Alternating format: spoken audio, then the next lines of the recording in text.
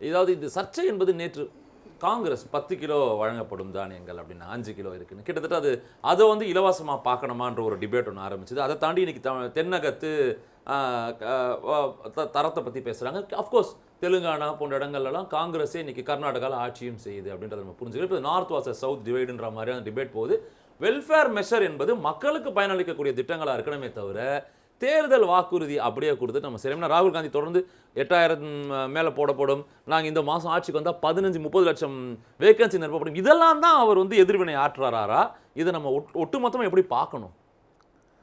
முதல்ல 10 ஆண்டுகளாக மோடி ஆட்சியில் ஏதாவது வெல்ஃபேர் மெஷர், ரொம்ப தூரம் போவேனா, தமிழ்நாட்டை எடுத்துக்குவோம். மருத்துவத்துக்காக வேண்டி எய்ம்ஸ் தந்தாரா? சார் 11 மருத்துவக் கல்லூரி நம்ம கேட்கறதுக்கு சொன்னதை நிறைவேற்றினாரான்னு கேட்குறோம். அது வந்து இயல்பாக வருது. அப்போ அதுக்கு முன்னே 0 மருத்துவக் கல்லூரி இருந்துச்சா? மோடி வர்றதுக்கு முன்னே மருத்துவக் கல்லூரியே இல்லையா? இது இயல்பு. ரோடு போடுறது இயல்பு. அதெல்லாம் தொடர்ந்து நடக்கும். அது வாஜ்பாய் ஆட்சி காலத்தில் நடக்கும், மன்மோகன் சிங் ஆட்சி காலத்தில் நடக்கும், எல்லாம் நடக்கும். அதை நான் செஞ்சேன்னு சொல்லக்கூடாது. நான் கேட்குற கேள்வி, சொன்னதை காப்பாற்றினாரா? இந்திய அளவில் வேலை வாய்ப்புன்னு சொன்னார். இந்த வேலை வாய்ப்பை தந்தாரா? நான் கேட்குறேன். இந்த 15 லட்சத்தை கூட விடுங்க, அதை நான் தேர்தல் ஜும்லான்னு 2 பேரும் சொல்லிட்டாங்க. சொன்ன வார்த்தையை எதையாவது மக்களுக்கு, கேஸ் விலையை நான் 300 ரூபாய்க்கு தரேன்டார். பெட்ரோல் விலையை ஏற்கனவே இருந்த விலையை விட நான் 1/4 குறைக்கிறேன், 1/2 குறைக்கிறேன்டார். குறைச்சாரா? ஏதாவது ஒன்று செஞ்சாரா? இந்த வளர்ச்சி திட்டம்னா என்ன வளர்ச்சி செஞ்சீங்க தமிழ்நாட்டுக்கு?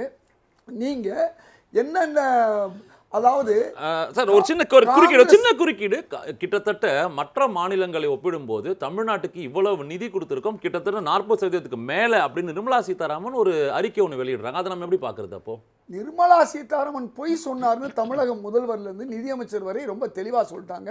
நம்மள்கிட்ட 1 ரூபாயை வாங்கி வெறும் 29 பைசாவை நமக்கு தர்றாங்கங்கிறத பட்டியல் போட்டு கொடுத்துட்டாங்க. இதுவரை அதை மறுக்க முடியுமா? நிர்மலா சீதாராமனால் மறுக்க முடியுமா? கொஞ்சம் யோசிச்சு பேசணும்.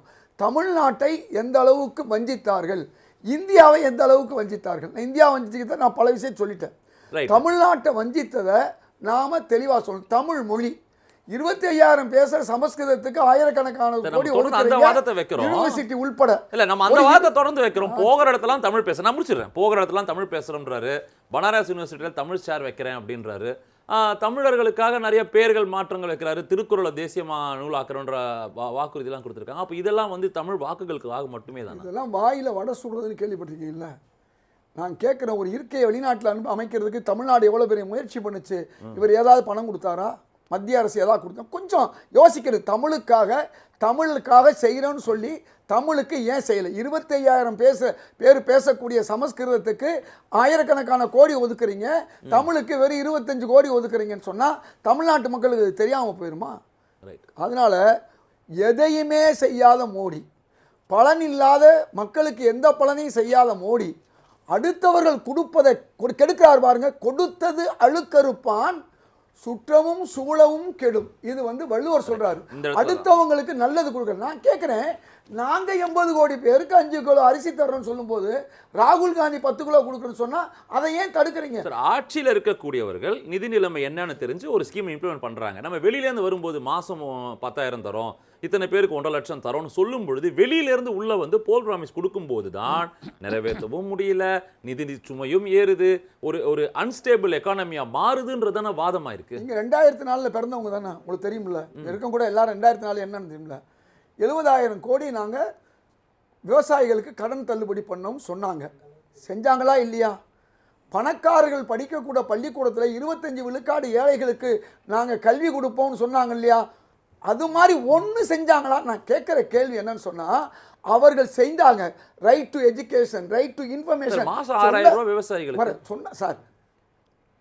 பாஜக ஒன்றும் செய்யலை, சொன்னதை செய்யலைன்னு நான் இவ்வளோ தூரம் சொல்லிட்டேன். காங்கிரஸ் சொன்னதை செஞ்சிச்சுன்னு சொல்கிறேன். அப்போ காங்கிரஸ் ராஜஸ்தானில் வந்து 400 ரூபாய்க்கு கேஸ் கொடுக்க முடிஞ்சுன்னு சொன்னால் ஏன் உங்களால் முடியலை? இந்த கேள்வியை தான் நான் கேட்குறேன். என்ன கேள்வினா, வாயால் வடை சுடுற வேலை, இந்திய மக்களை ஏமாத்துற வேலை, அதுவும் இந்திய மக்களில் 90 விழுக்காடு இந்து மக்களை ஏமாத்துற வேலை. கார்பரேட்டுகளுக்காக மதிவாணன் சொன்ன மாதிரி அல்லது ராகுல் காந்தி சொன்ன மாதிரி ஒரு 20 பணக்காரர்களுக்காண்டி ஒட்டுமொத்த மக்களை நீங்கள் கெடுக்குறீங்க. 25 லட்சம் கோடி கடன் தள்ளுபடி, 16 லட்சம் கோடி வரி தள்ளுபடி பணக்காரங்களுக்கு, சில 100 பணக்காரங்களுக்கு கொடுத்தீங்களே, அந்த 40 லட்சம் கோடியில் 1 லட்சம் கோடியாவது விவசாயிகளுக்கு இந்த 10 வருஷமா நீங்க தள்ளுபடி பண்ணீங்களா? நாங்க 70,000 கோடி கொடுத்தோம் இல்லையா அந்த காலத்துல, உங்களால 1 லட்சம் கோடி கொடுக்க முடிஞ்சா? நான் கேட்கிற கேள்வி, கல்வி உதவி தொகை கொடுக்க முடிஞ்சா? காங்கிரஸ் இல்ல, என்ன நீங்க நிறைய கேள்வி கேட்டீங்க. காங்கிரஸ் ஆட்சி காலத்துல கல்வி உதவி தொகை கொடுக்க முடிஞ்சா? இன்னைக்கு பிரதமர் மோடி என்ன செஞ்சுக்கிட்டு இருக்காரு? இந்து முஸ்லீம்னு பேசினாரு, நல்லா தெரிஞ்சுக்க. அதன் பிறகு தாழ்த்தப்பட்டவர்கள் பிசிஎஸ்சின்னு பேசினாரு. அதுக்கடுத்து தென்னிந்தியா வட இந்தியான்னு இப்போ பேசிக்கிட்டு இருக்காரு. பெண்களுக்கு எதிராக பேசுறாரு. இப்போ பெண்கள் தான் இந்த பஸ் பயணத்தை பெற்றுக்கொண்டிருக்கிறார்கள். என்ன கோல்வார்கர் சொன்னாரு? பெண்கள் வீட்டில் அடுப்பங்கரையில் இருக்கணும்னு சொன்னாரு. அதை செய்ய பார்க்குறாரு. அப்போ இந்திய மக்கள் தொகையில் பாதி பேர் இருக்க பெண்களுக்கு எதிராக மோடி பேசுறாரு. மெட்ரோல பெண்கள் பயணிப்பதில்லை, இதுதான் வர்ணாசிரமம். மெட்ரோல பெண்கள் பயணிப்பதில்லை. நான் கேட்கிற கேள்வி, பெண்களுக்கு மட்டும்தான் இலவசமா தமிழ்நாட்டில் கொடுத்துருக்காங்க சார். ஏன் நம்ம வேலை மக்களுக்கு விளங்குது, நமக்கு ஏன் சார் வழங்க மாட்டேங்குது? அந்த பெண்களுக்கு கொடுக்காதேன்னு மோடி சொல்றாரு சார். அந்த பெண்களுக்கு 1000 ரூபாய் கொடுக்கறத சலுகைங்கிறார் சார். உரிமை தொகைன்னு தமிழ்நாடு அரசு சொல்லுது, நீ இலவசம் நீ ஏன் சொல்ற? மதிய உணவு காமராஜர் போட்டாரு, அதை இலவசம்னு சொல்லி கொச்சைப்படுத்த முடியுமா? இன்னைக்கு மதிய உணவு இந்தியா முழுக்கும் போயிருக்கு இல்லையா? மோடி போன்றவர்களுக்கு RSSக்கு இந்த மாதிரி ஏழைகளுக்கு உதவுவார்களா? 90 விழுக்காடு இந்துக்களை ஏமாற்றுவது, அவர்களுக்கு எதிராக இருப்பது, உயர் சாதிக்கு ஆளுநர் பதவி கொடுப்பது, IIMல IITல கொடுப்பது, பதவி கொடுக்கிறது, மத்திய அரசுடைய செயலாளர்களாக 90 விழுக்காடு ஒரு வகுப்பு. இந்த பரப்புரையில் ஒரு முக்கியமான விஷயம் என்னன்னா, அந்த இலவசங்கள் குறித்து பேசும்போது இன்னொரு விஷயமும் சொல்றாரு. குறிப்பாக சமாஜ்வாடி மற்றும் காங்கிரஸ் ஆட்சிக்கு வந்தால் ராமர் கோவிலே இடிக்கப்படும் அப்படின்ற புல்டோசர் அப்படின்ற விஷயத்தையும் சொல்றாரு. புல்டோசரை வச்சு வேலையை செஞ்சது பாஜக. இந்தியா முழுக்கும் புல்டோசரை காமிச்சது மட்டுமல்ல, அமெரிக்காவில் போய் புல்டோசரை காமிச்சு வழக்கு வாங்கிக்கிட்டதும் பாஜகவுடைய கட்சிக்காரங்க. நான் என்ன சொல்ல வர்றேன், நீங்க முஸ்லீம்கள் விரோதமா எல்லாம் பேசிவிட்டு நான் முஸ்லீம் விரோதமா பேசினா நான் மனிதனாக இருக்கவே தகுதி இல்லை, ஒரு பிரதமராக இருக்க தகுதி இல்லைன்னு சொன்ன பிரதமர் அடுத்த நாள் என்ன பேசுறாரு தெரியுமா? பேசிவிட்டு 15 விழுக்காடு நிதியை முஸ்லீம்களுக்கு ஒதுக்கி விடுவார்கள். எவ்வளவு அபத்தமான பேச்சு! ஒரு நிதித்துறையை பத்தி கூட தெரியல, பட்ஜெட்னா என்னன்னு தெரியாம ஒரு பிரதமர் பேசாரு. 2 பட்ஜெட் கிட்டத்தட்ட 2 டேர்ம்னா கிட்டத்தட்ட 10 பட்ஜெட் பார்த்திருக்காரு சார். அவருக்கு தெரியாதுன்னு நீங்க நினைக்கிறீங்களா சார்? அவர் இந்த பட்ஜெட் மட்டும் பார்த்தாரு. அங்க குஜராத் முதல்வராக இருக்கும்போது பார்த்தவர் தானே, முஸ்லீம் விரோதமா நடந்தவர் அவர் தானே. அமெரிக்காவில் விசாரி கொடுக்க கூடாது மோடி உள்ள, அதுக்கப்புறம் எத்தனை முறை அமெரிக்கா போனாரு சார்? அது இப்ப சார் கொஞ்சம் புரிஞ்சு பேசுங்க நீங்க. அவர் முதல்வராக இருக்கும்போது நான் சொல்றேன், நான் பிரதமராக இருக்கும்போது போய்த்தானே ஆவாரு. நான் கேட்கறது புரியுதா உங்களுக்கு? முதல்வராக இருக்கும்போது பல நாடுகள் அவர் விசா மறுக்கப்பட்டது, முஸ்லீம் விரோதமா இருந்தார். இப்ப முஸ்லீம் விரோதமா 2 மாடு இருந்தா ஒரு மாடை கொடுத்துருவாங்க, இந்துக்களுக்கு 2 கை இருந்தா ஒரு கையை வெட்டி முஸ்லீம் கையில கொடுத்துருவாங்கலாம் சொல்றது எவ்வளவு ஒரு அல்பத்தனமான பேச்சு. அதெல்லாம் ஒரு பக்கம் இருக்கட்டுங்க. இன்னைக்கு முஸ்லீம் விரோதமா பேச்சு இருக்கட்டும், இந்து மதத்தை தடை செய்வார்கள்னா இவர் இந்து மதத்துக்கு மேல கொஞ்சம் அதோடைய மரியாதை தெரியுமா உங்களுக்கு? இந்து மதம் இன்னைக்கு நேத்து மதமா?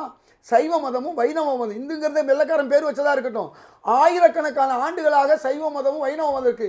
இந்த இந்து மதத்தை தடை செய்து விடுவார்கள் சொல்றாருன்னா அப்ப சேம் சைடு கோல் போடுறாரு. ரெண்டாவது, இந்துக்களை 2ஆம் தர குடிமக்களாக ஆக்கி விடுவார்கள். என்னை பேசும்போது மட்டும் நீங்க சுருக்கங்க. இந்துக்களை 2ஆம் தர குடிமக்களாக ஆறாருன்னா அப்ப எவ்வளவு இந்து மதத்தை இவர் கேவலமாவும் இந்து மக்களை கேவலமா பேசுறாரு. அது இருக்கட்டும். இப்ப ஒரு கோயிலை இடிக்கிறதுன்னு சொல்லி சொன்னா அது என்ன சாதாரண காரியமா? பள்ளிவாசலை இடித்தவர்கள் இவர்னால இன்னைக்கு அஸ்ஸாம் முதல்வர் பேசுறாரு, நாங்க காசியில பள்ளிவாசல் எடுத்து கோயிலை கட்டுவோம், அதே மாதிரி மதுராவில் இப்ப பேசுறாருங்க. எதுக்கு சொல்ல வரேன்னா, இந்த இடிக்கிற வேலை மக்களுக்கு எதிராக இருக்கிற வேலை, பெரும்பாலான இந்துக்களுக்கு எதிராக இருக்கக்கூடியது, இந்து மதத்துக்கு எதிராக இருக்கக்கூடிய மோடி இன்னைக்கு இந்து மத ஆதரவாளர் மாதிரி பேச விரும்பினார்னா மக்கள் புரிய மாட்டாங்களா? ஏன் தொடர்ந்து உளறாரு? ஏன் தொடர்ந்து பொய் மூட்டையை சொல்லிக்கிட்டே இருக்காரு? நான் கேட்கிற கேள்வி, ஏன் பெண்களுக்கு விரோதமாகவும் பெண்களுக்கு எதிராக இந்திய பெண்களுக்கு எதிராக? கடந்த வாரம் காஷ்மீர்ல இருந்தேன், மக்கள்கிட்ட கேட்டேன், இந்த 370 நீக்கினதுக்கு என்ன காரணம்னா எல்லாரும் நிலம் வாங்கணும். இதுவரையும் ஒரு நிலத்தை கூட யார் ரிஜிஸ்டர் பண்ணல, எதிர்கால பயம் கருதி. அப்ப உண்மை ஒத்திராது, எதிர்கால பயம் கருதி.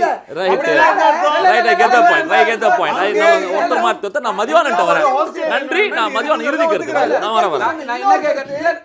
ஜம்முல வந்து ஏற்கனவே இருந்த பொருளாதார நிலைமை மிக மோசமா மாறிடுச்சு.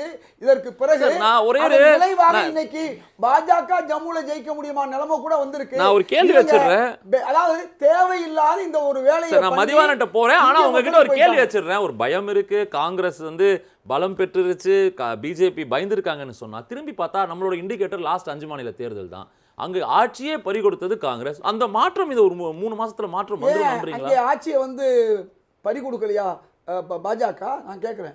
5 மாநில தேர்தலில் பாஜகவும் பறி கொடுக்க தான் செஞ்சு. அதனால அந்த வெற்றி தோல்வியை பார்க்கக்கூடாது. ஆனா அங்கேயும் கூட அடுத்தடுத்த கட்சியா இருந்துச்சு. 2.5 விழுக்காடு ஓட்டுல தான் அங்கே இப்ப ராஜஸ்தான்ல பலம் கொடுக்கிறது காங்கிரஸ். ராஜஸ்தான்ல 2 அது வெற்றி தோல்வி மாறி மாறி இல்ல. நான் இப்படி புரிஞ்சுக்கலாமா, இந்தியா கூட்டணினால் காங்கிரஸ் பலம் பெறுகிறது? ஒரு சிம்பிளா சொல்லுங்க, பாராளுமன்ற தேர்தலில் பாஜக ஜெயிக்குது, அதுக்கு முந்தைய சட்டமன்ற தேர்தலில் காங்கிரஸ் ஜெயிக்குது, இதே மத்திய பிரதேசம் ராஜஸ்தான்ல. அப்ப இந்த வெற்றி தோல்வியை வச்சு நீ பேச முடியாது. அப்ப இந்தியா கூட்டணி இல்ல, இப்ப இந்தியா. நன்றி. நான் சார்